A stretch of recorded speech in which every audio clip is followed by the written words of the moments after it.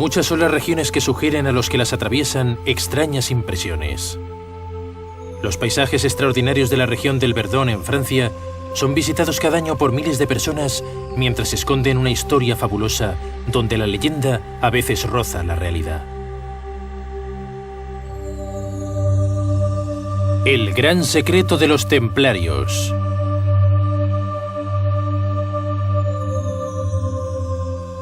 En un sector perfectamente delimitado, historias de tesoros de templarios y de búsqueda del Grial generan un gran número de sueños y fantasías. Más extraordinaria es la hipotética presencia, en este preciso lugar, del Arca de la Alianza desaparecida hace más de 3000 años en Jerusalén. En los años 60, un hombre se ha interesado por esta historia. La investigación que Guy Tarat ha llevado a cabo sobre el terreno y los numerosos indicios que consiguió reunir le hacen pensar que el Arca de la Alianza fue escondida allí e incluso que podría estar todavía en esta región. Habiéndose interesado de cerca por la Orden de los Templarios, opina que lo más probable es que estos hayan sido enviados a Tierra Santa para rescatar el Arca Sagrada de los Hebreos, verdadera joya de la nación judía de las invasiones árabes. Una cosa es cierta, y es que el Arca de la Alianza de verdad ha existido. En la Biblia, el mayor libro de todos los libros, se encuentran varias referencias acerca de ella. Estamos seguros de que el arca ha desaparecido. La historia nos lo ha enseñado y por eso hay varios arqueólogos judíos intentando encontrar la joya de esta nación. Efectivamente, Yigael Yadin, incluso Moshe Dayan, han estado buscando este cofre sagrado. La tradición afirma que los templarios fueron los primeros en haber buscado el Arca de la Alianza. Habían excavado túneles por debajo del Templo de Salomón en Jerusalén para poder acceder al escondrijo donde permanecía el Arca Sagrada. ¿La encontraron? Es una pregunta que lleva siglos intrigando a los investigadores. La historia del Arca de la Alianza está estrechamente ligada a la de Moisés. Este, después de haber recibido las tablas de la ley en el monte Sinaí, hizo construir por un juramento un cofre para protegerlas. Las escrituras reunidas en el Antiguo Testamento describen el cofre sagrado con mucha precisión. El arca, fabricada con madera de acacia, según las escrituras, medía 2 codos de largo por 1,5 codos de ancho. Estaba cubierto de oro tanto en su interior como en su exterior. No solo simbolizaba la alianza del Dios de Israel con su pueblo, sino también el lugar donde Dios se unía a los hebreos. El cofre tenía 2 asas de oro a cada lado y 2 palos también de oro cuyo propósito era el de facilitar su desplazamiento. El Arca de la Alianza que llevaban los curas levitas acompañó al pueblo de Israel a lo largo de su periplo. Se usaba como arma de guerra porque poseía poderes sobrenaturales que provocaban la huida de sus enemigos en el campo de batalla. El Arca de la Alianza acompañó al pueblo de Israel en los momentos más importantes de su existencia y fue llevado a Jerusalén por David, cuyo padre, el rey Salomón, hizo edificar el templo destinado a proteger el cofre sagrado, residencia del Dios de Israel en medio de su pueblo. Hace unos años, Guy Tarat fue a Tierra Santa en busca del Arca de la Alianza. Estamos en el Monte de los Olivos. El emplazamiento del antiguo templo se halla frente a nosotros. Esto es la mezquita de Omar, que encierra la piedra del sacrificio. Enfrente de nosotros, la mezquita Al-Aqsa, donde se instalaron los templarios a su llegada a Jerusalén en 1118. Ahora veremos las últimas cruces templarias que quedan en todo el Estado de Israel, en Eretz Israel, es decir, la tierra de Israel. Estamos aquí en los jardines del Hotel Holy Land y lo que vemos es una fiel reconstrucción, la maqueta del antiguo Jerusalén en los tiempos de la construcción del segundo templo, de la época de Herodes el Grande. Aquí tenemos al Debir, en el interior de este cubo de 10 metros de anchura. Este monumento que tenemos enfrente antiguamente guardaban el Arca de la Alianza. Aquí tenemos una vista de la fortaleza de Antonia. Y hablaremos de este santo de santos más adelante. Recordemos el templo de Jerusalén. El segundo templo, al igual que el primero, ha sido especialmente construido para contener el Arca de la Alianza.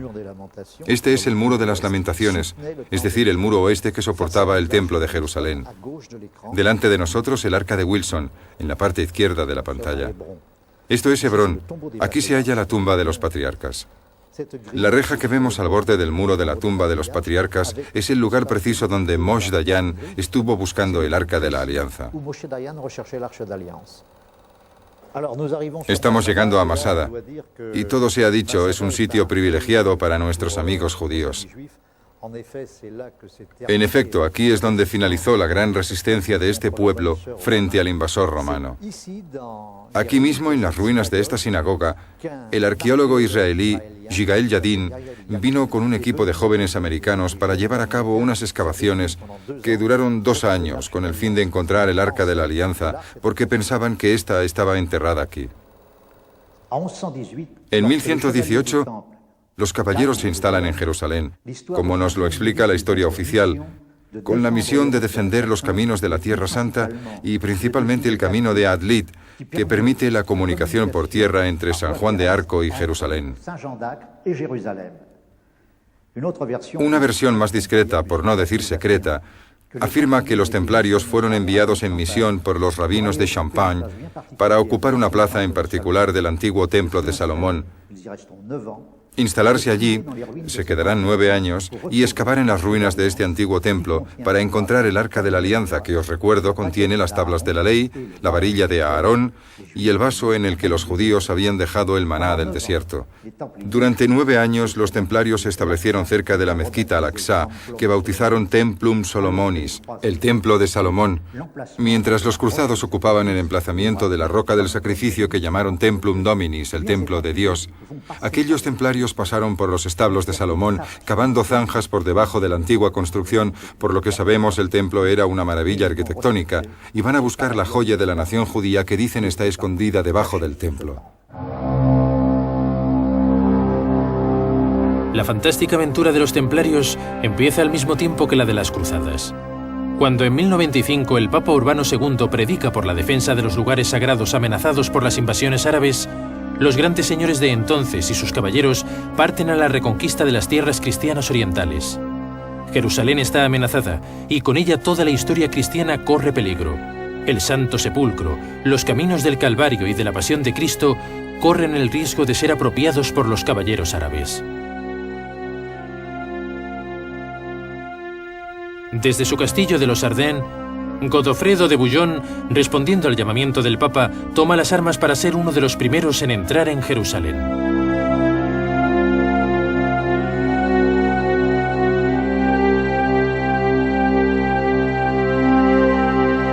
Tras un largo periplo hacia el oriente, los francos descubren por fin la Ciudad Santa, el mayor propósito de su viaje.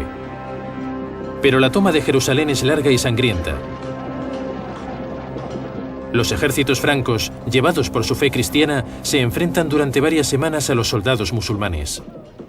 Las cruzadas prosiguen y la nobleza occidental viene a repartirse los nuevos territorios conquistados.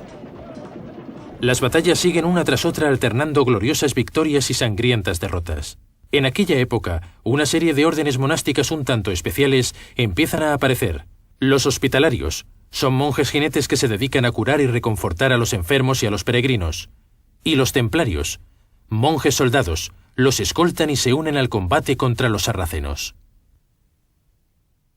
Estamos en el año 1118, es decir, 20 años después de la creación del reino cristiano de Jerusalén. En la ciudad de Troyes, en Champagne, 9 caballeros se van a convertir en la raíz de la orden militar que hará temblar tiaras y coronas. La Orden de los Templarios, una de las órdenes más importantes de Tierra Santa en el campo militar. ¿Por qué toman el nombre de templarios? Simplemente porque se establecen sobre las ruinas del antiguo templo de Jerusalén, el templo de Salomón. Los templarios, inicialmente llamados los pobres jinetes de Cristo, son a la vez monjes y soldados. Instalados en el emplazamiento del antiguo templo de Jerusalén, su vocación oficial es la de defensa de los peregrinos. Pero rápidamente, a medida que crece su organización, se ven obligados a estructurarse adoptando un estilo de vida muy estricto, inspirado en San Bernardo. A partir de entonces, para poder entrar en la Orden del Temple, uno debe hacer voto de castidad, pobreza y obediencia.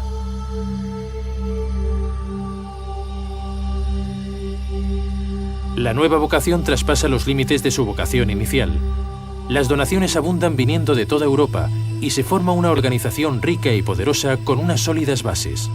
La Orden del Temple edifica sus encomiendas, sus castillos y participa indirectamente en la construcción de las primeras catedrales. El rigor y la devoción que los templarios profesan hacia los más pobres les hace rápidamente merecedores de un gran respeto. El rey de Francia les confía su tesoro que será depositado en la jefatura de París. La torre del templo, inexpugnable e indestructible, refleja la imagen de la orden. Los pobres jinetes de Cristo se convierten poco a poco en poderosos banqueros y administradores y pronto suscitan envidia.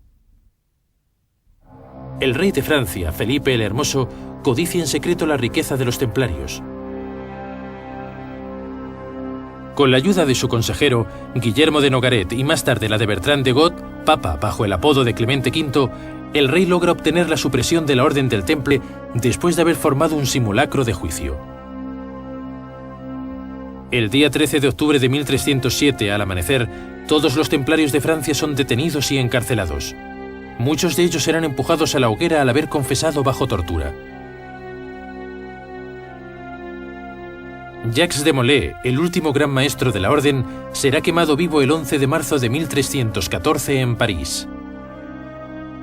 Pero la verdadera leyenda de los jinetes de los blancos mantos no hace más que empezar. Claro está que existen muchos secretos en torno a la Orden de los Templarios. Esta orden funcionaba siguiendo una doble articulación. Una conocida por el Papa y el Rey de Francia, y otra mucho más discreta instalada en el interior mismo del templo. Es un hecho reconocido que cuando los hombres quieren dejar un mensaje para la posteridad, siempre se lo confían a las piedras. Cuando uno se encuentra en un lugar templario y lo examina, se da cuenta de que todavía quedan mensajes por descifrar. Los templarios seguramente practicaban la alquimia. Algunos dicen que este conocimiento de la transmutación de la materia la adquirieron por sus hermanos musulmanes mientras vivían en Tierra Santa. Cabe recordar que el Islam había hecho florecer en aquella época una fantástica civilización. Pero creo que deberíamos relativizar. No podemos atribuirles a los templarios todos los tesoros del mundo. Los templarios han sido ricos, riquísimos. Han sido prestamistas, banqueros, poseían 12.000 casas y encomiendas en suelo europeo. Pero de eso a pensar que cada encomienda esconde un tesoro es ir demasiado lejos. Pasa lo mismo que cuando uno evoca el famoso Baphomet. ¿Qué era el Baphomet?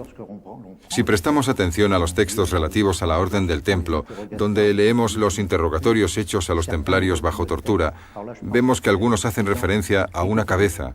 Creo que hay que ser prudente y quizá debamos analizar el término Baphomet en su verdadera esencia, lo cual significa el bautismo por el fuego.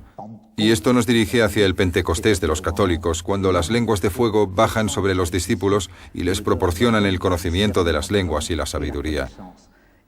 El tal Baphomet venerado por los templarios podría ser precisamente esta gran sabiduría que habían adquirido y que les había dado el poder sobre todos los que les rodeaban con una gestión iniciática que todavía no se ha superado.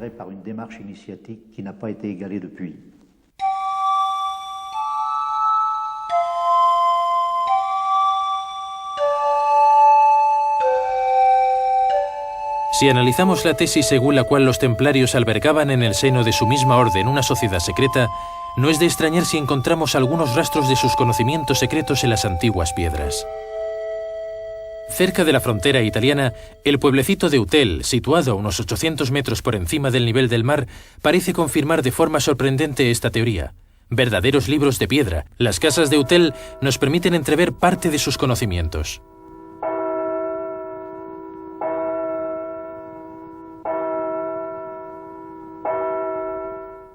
Todo apunta a que han existido una serie de sociedades secretas en este pueblo de la montaña. Los mismísimos templarios han grabado su presencia con numerosas inscripciones y símbolos. Aunque no exista ninguna arquitectura templaria propia, por así decir, sí subsiste un lenguaje cifrado perfectamente comprensible por los conocedores. De forma que los jinetes del Temple podían comunicarse mensajes secretos con la mayor seguridad. Estamos aquí frente a la casa de los templarios de Utel y descubrimos en esta placa que representa a los ángeles de grandes manos, un verdadero trabajo simbólico que nos legaron los jinetes de los blancos mantos. Como podemos ver, los dos ángeles están debajo de una bóveda formada por una opalanda de 42 nudos. Este símbolo representa la unión de los hombres sobre la faz de la tierra. Un detalle muy importante. Estos dos ángeles tienen unas manos muy grandes. Los templarios que aplicaban la ley de San Benito sabían que el trabajo manual era tan importante como el trabajo espiritual. Estos dos ángeles son los que giran la rueda del tiempo, es decir, la del mundo. Hemos constatado que en uno de los lados de esta placa, los revolucionarios de 1791 han destruido la flor de lis que todavía se puede ver en el lado izquierdo. En el lado derecho están representadas las armas de la Casa de Saboya, que fueron añadidas posteriormente. Los templarios predicaban mediante la imagen y la alegoría. Otro testimonio de sus conocimientos es esta placa que encierra un mensaje mnemotécnico para los caravaneros de la sal que usaban este camino. En efecto, aquí podemos ver un aro que servía para atar a los caballos o a los mulos. Esta placa es muy interesante. Los puristas que se interesan por el simbolismo enseguida se darán cuenta del anacronismo. El compás está representado antes que la escuadra. Por algo será. Y este es el mensaje que nos han dejado los jinetes de los blancos mantos. Abre los brazos de tu compás. Trabaja en la rectitud que nos impone el símbolo de la escuadra. Ponte un objetivo, un punto de referencia, representado aquí por el serpentario, que en la tradición romana está representado por la estrella polar. El símbolo invariable de la orientación, y alcanzarás la luz, aquí simbolizada por el sol. Cabe subrayar que la orden ha firmado este mensaje 2 veces. Este sol tiene 9 rayos, y el número 9 era un símbolo de la orden. De todos los misterios relacionados con los templarios, la leyenda del tesoro de Gisors es uno de los más destacables. Hace más de 30 años, los medios de comunicación han divulgado el increíble relato de Roger Lemoine, antiguo guardián del castillo, que afirma haber descubierto el tesoro de los templarios en una cripta secreta construida bajo la ciudadela.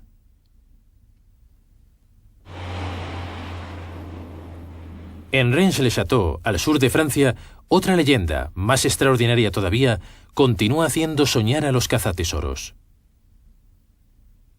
A finales del siglo pasado, el padre Berenger Saunier, cura de aquella pequeña parroquia, empieza a gastar importantes sumas de dinero no solo por la restauración de su iglesia, sino también para fines personales. Se compra terrenos, hace edificar una suntuosa villa en un parque habilitado y empieza a gastar sin contar durante varios años. ¿Es posible que haya encontrado, como muchos dicen, el hipotético tesoro de los templarios? El descubrimiento de pergaminos en uno de los pilares de su iglesia quizás lo hayan dirigido sobre la pista de la fortuna de los templarios. En efecto, esta región cercana a los Pirineos fue ocupada muy pronto por los templarios. Situado en las proximidades de la frontera española, es un sitio histórico privilegiado. ¿Fue escogido por los templarios para esconder el fabuloso tesoro?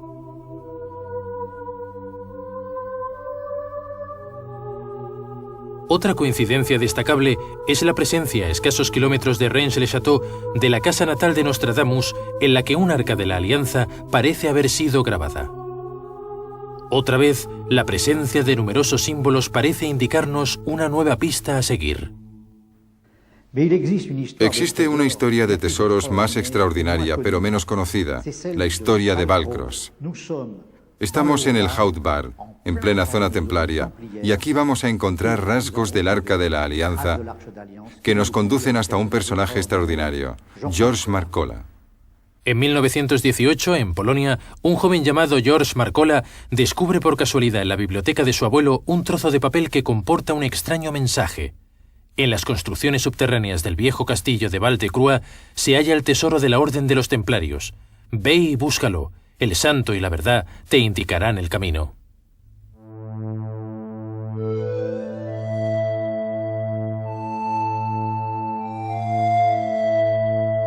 El pequeño castillo de Valcros, situado cerca de Castellán, fue construido sobre unas tierras que habían pertenecido a los templarios. Cuando George Marcola lo compró en 1953, descubre en la capilla un cuadro peculiar que representa a San Agustín sujetando con la mano izquierda un corazón resplandeciente que lleva escrito Veritas. Para él, no cabe duda de que el santo y la verdad se han reunido en Val-de-Croix. Aquí es donde debe buscarse el tesoro de los templarios. Guy Tarat conoce bien el castillo de Valcros por haberlo visitado en varias ocasiones. Al principio, las excavaciones de Marcola son muy rudimentarias, por no decir poco rigurosas. Se rodea de zahoríes y de radiestesistas para sondear el terreno.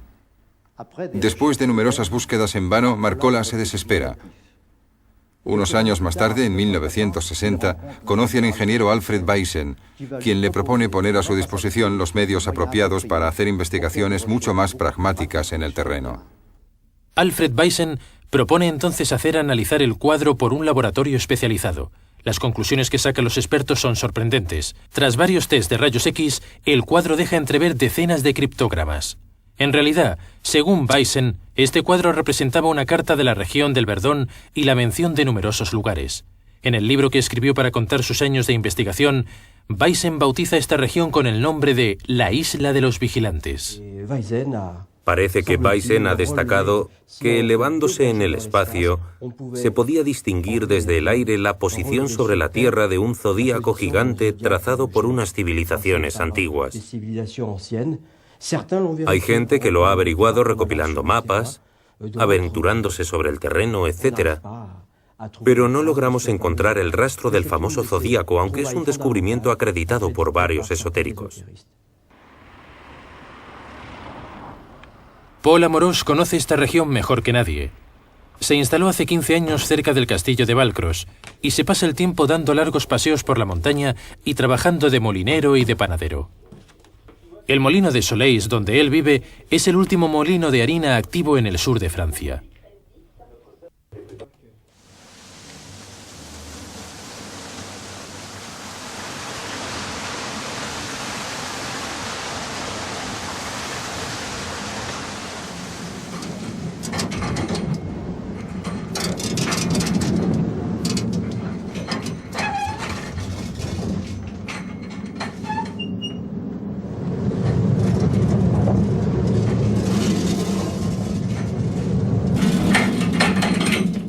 Para Paul Amorós, no cabe duda de que su presencia en este sitio no es una casualidad.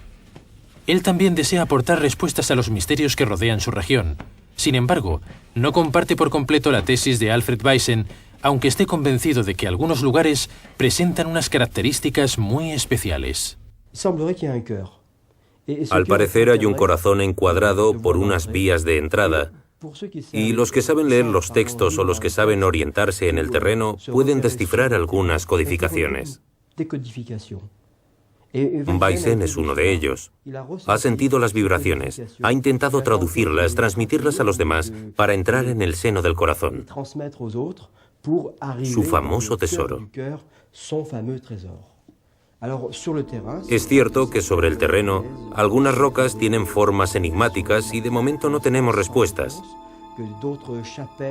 También es cierto que otras capillas rodean el lugar y que otras fortalezas disimuladas sobre el pilar rocoso parecen proteger el sitio.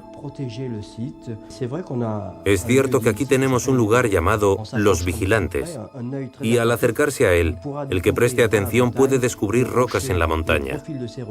El perfil de estas rocas dibuja de manera muy clara el perfil de hombres, de gigantes, de hombres de piedra. Este es el vigilante de piedra de aquí. Nos hemos dado cuenta de que seguramente hace varios siglos que el yacimiento es frecuentado por hombres que habrían venido inspirados por una fuerza espiritual o esotérica. Otros por unos conocimientos transmitidos entre los expertos. Y otros atraídos no se sabe por qué razones, pero con el fin de habitar este lugar, en el pasado y en el presente. para velar y preservar el lugar. Pero, ¿para preservarlo de quién? Preservar el lugar. Cierto es que al no haber dado resultados la manera suave empleada por ciertos investigadores como George Marcola, otros como Alfred Weissen no han vacilado en usar la manera fuerte. Efectivamente, las excavadoras y la dinamita son más rápidas para llegar a la fortuna de los templarios. Hemos encontrado al señor Duval, que tenía una empresa de excavación en los años 60.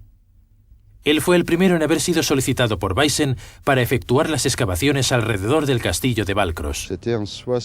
Era en el año 1966. Él nos pidió trabajar en Valcros.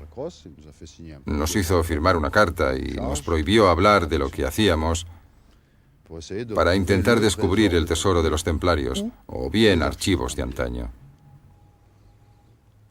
Entonces llegamos a un acuerdo y empezamos a excavar en Valcros.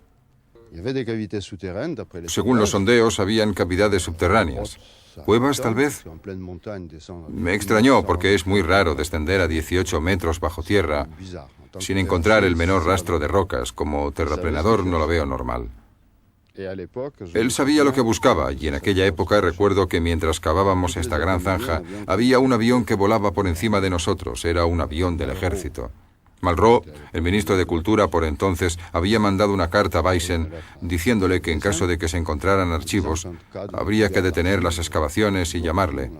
Así que nos estaban vigilando. Las excavaciones para hallar el tesoro de los templarios podrían haber seducido en aquella época a los habitantes de la región. En cambio, el saqueo de la montaña no debía ser del gusto de los amantes de la naturaleza. Cuando alguien llega y empieza a destrozarlo todo, la gente del país y los pastores se preguntan, ¿a qué ha venido? Como decimos aquí, ¿qué fas aquí? Para los templarios o para el resto, a mi parecer, el que debe encontrar algo lo encuentra en la vida. Y el que no debe encontrar nada no lo encuentra. Como se dice aquí, bien fal de Savrama. Una cosa es cierta, y es que tenemos capillas templarias por todas partes, y vías romanas y castillos también. La verdad es que es un verdadero crisol. Este lugar de paso, este sitio donde yo vivo, resulta ser un cruce de caminos. Porque uno se encuentra con tantísima gente, pero también se encuentra a verdaderos locos excéntricos que piensan que tienen la respuesta a todos los problemas del mundo, todos los problemas esotéricos, que poseen el conocimiento, pero en realidad nada ha cambiado desde la creación del mundo hasta hoy. Y la excentricidad es encontrar una piedra y ver en ella una máscara diabólica o angelical, pero hay que dejarse de tonterías.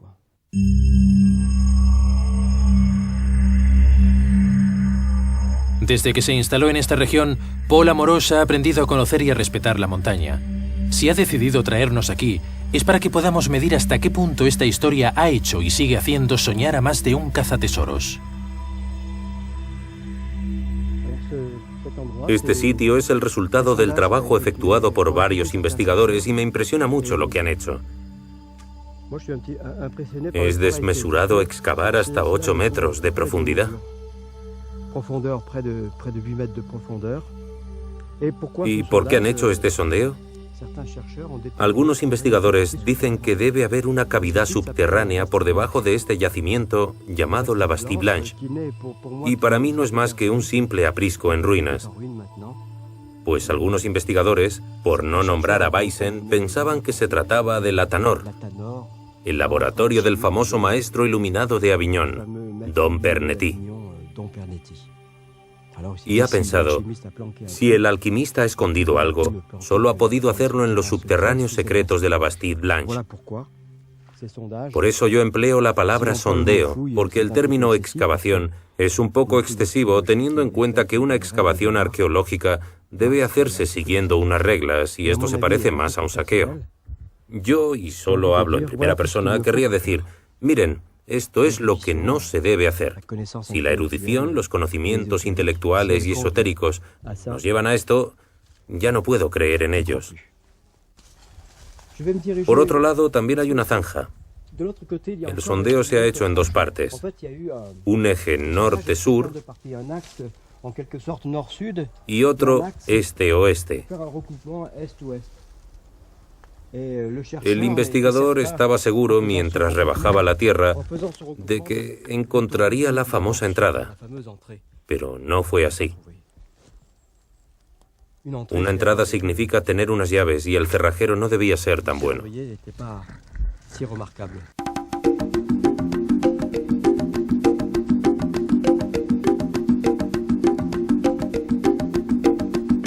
Mientras seguimos nuestro camino, Paul decide llevarnos a un lugar muy importante para él. Es un lugar situado a algunos cientos de metros del castillo de Balcros, la Fortaleza Rocosa. Esta antigua ciudadela, según dicen, identifica al legendario castillo de Camelot del rey Arturo. Esta roca tiene la peculiaridad de haber sido esculpida en forma de camello o de dromedario. La leyenda del rey Arturo y su búsqueda del Grial está muy presente en la región del Verdón. Junto a Balcros, una extraña formación rocosa que algunos llaman la Mesa Redonda está situada exactamente al pie del altiplano de Bresse o de la Bretaña, lugar de legendarias aventuras y hogar de los caballeros del rey Arturo. Puede que todos estos elementos sean una coincidencia, pero para Paul Amorós, la fortaleza del Camello parece ser el centro de esta región, desde luego bien misteriosa. Parece que este sitio haya sido abandonado. Entre las fronteras de los Alpes de Haute-Provence y el Var, los historiadores de los Bajos Alpes sabían muy poco de este sitio. A mí me gustaría que se encontrase algún rastro para saber quién lo construyó, cuándo se destruyó y para qué servía. ¿Servir? Cuando uno mira este panorama, es lógico pensar que debía haber una guarnición aquí vigilando el sitio. Para Paul Amorós, la naturaleza aún no nos ha librado todos sus secretos, pero el agua, el fuego y el espíritu le recuerdan que él es el artesano de una transformación en la que el pan que fabrica a diario también es el fruto de una alquimia especial.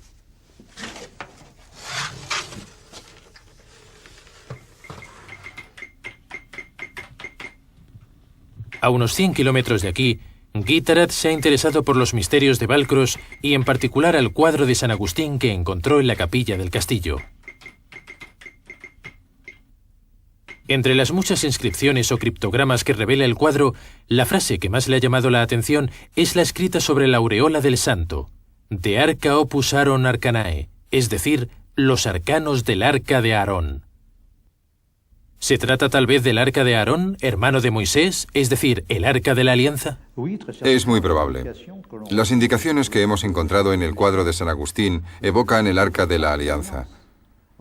Da la sensación de que a lo largo del tiempo y del espacio, una serie de expertos han dejado un verdadero mensaje que nosotros vemos en el terreno, particularmente a unos kilómetros de aquí, en Comps-sur-Artuby.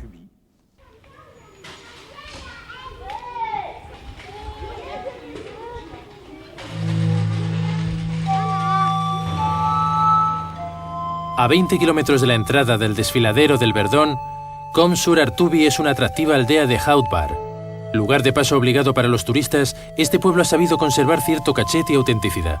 Su posición dominante hace de él a lo largo de los siglos un excelente punto estratégico situado en la intersección de los caminos que llegan a Castellán, a Draguignan y a Grasse. Aquí también, la leyenda del rey Arturo y de la búsqueda del Grial parece estar ligada a la historia del pueblo. Los templarios y más tarde los caballeros hospitalarios se instalaron en Comps en el siglo XII. Uno de los vestigios más importantes es sin duda la iglesia que edificaron en la cumbre de la colina. Existen otras capillas aparentemente de la época templaria alrededor del pueblo en puntos estratégicos, pero es en la otra iglesia de Comps, una antigua capilla construida por los penitentes blancos, donde Guy Tarat ha realizado su mayor descubrimiento. La iglesia de Santa Filomena podría ser para el profano una simple iglesia de pueblo. Sin embargo, parece ser que sus muros esconden las llaves del misterio del Arca de la Alianza.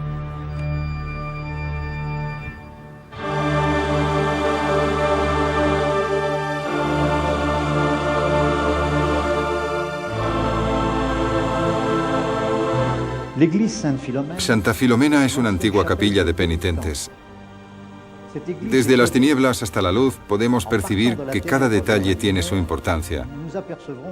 Las vidrieras, las estatuas, y sobre todo el fresco que está al lado izquierdo del altar mayor y que representa al Arca de la Alianza. Situada encima de la puerta que lleva a la sacristía, el fresco representando el Arca de la Alianza no ha tardado en resistirse al ojo atento de Guy Tarat. Es un motivo que raras veces se encuentra en un lugar sagrado. Aquí, como podéis ver, dos querubines han levantado la tapa del cofre sagrado y al pie del arca se puede ver el vaso religioso en el que los judíos ponían el maná que caía en el desierto. Justo al lado está la varilla de Aarón. Solo nos falta la tabla de la ley. Sabemos por los textos bíblicos que este cofre sagrado contenía el maná del desierto, la varilla de Aarón y las tablas de la ley. Estas tablas de la ley no están lejos. Hemos encontrado una en las manos de Santa Ana. Y aquí es cuando hay que aclarar un punto. En la iconografía cristiana, o mejor dicho, la católica, jamás Santa Ana ha sido representada con una tabla de la ley, sino desplegando una tora para la enseñanza de la Virgen. Si miramos atentamente a los dos querubines que abren el cofre del arca, nos damos cuenta de que uno de ellos lleva una serpiente en la espalda. Estos querubines tienen pies caprinos, pies de cabra, y cualquier purista diría que el Arca de la Alianza, tal y como está representada en la iglesia de Combs, no tiene nada que ver con la realidad, ya que las barras que vemos aquí y que servían para cargar con el cofre sagrado están implantadas longitudinalmente, mientras que en el plano del Arca de la Alianza que Dios le dio a Moisés, las barras estaban en la parte más estrecha del arca.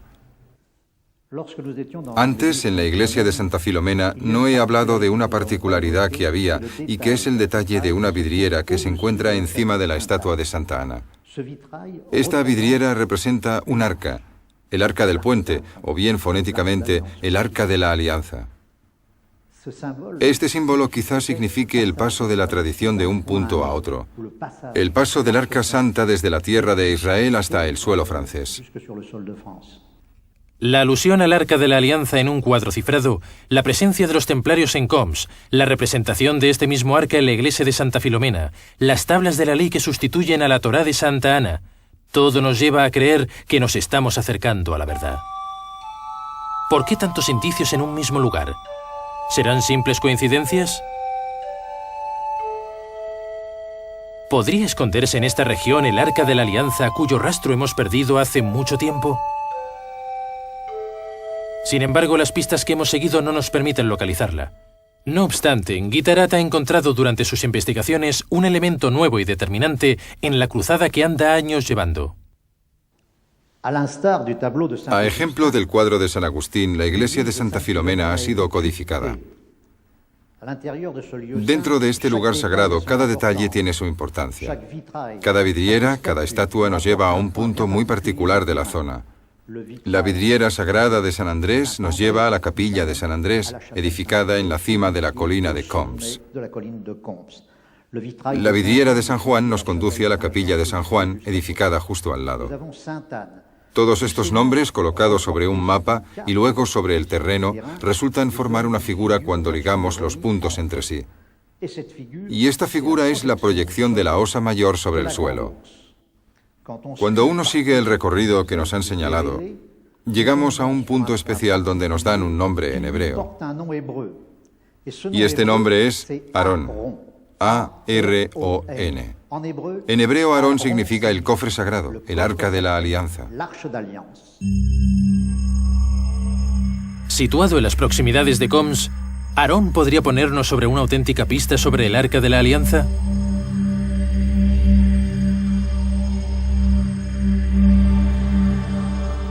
La etimología de esta palabra parece querer indicarnos un camino, y aunque sobre el terreno ningún vestigio nos permita confirmar esta teoría, para Guy Tarat no cabe duda que desprende una atmósfera sagrada.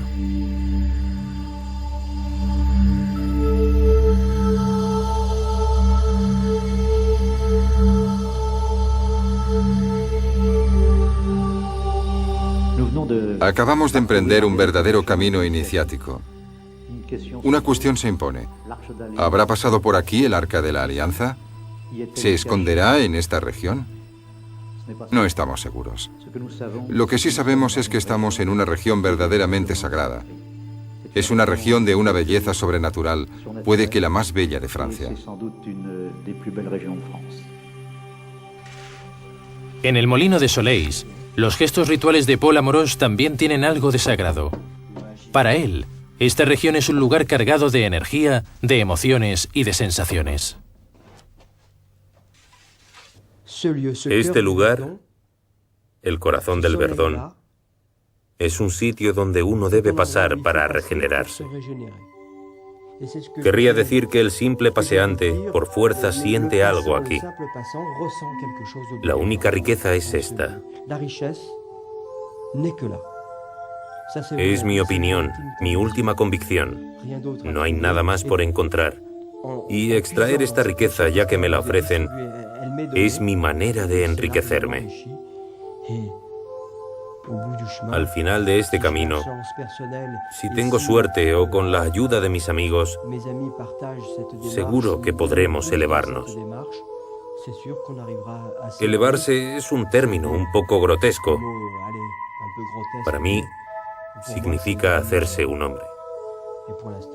De momento, tengo la sensación de ser un simple terrestre, un habitante del planeta Tierra que piensa cada día, no eres nada, o poca cosa.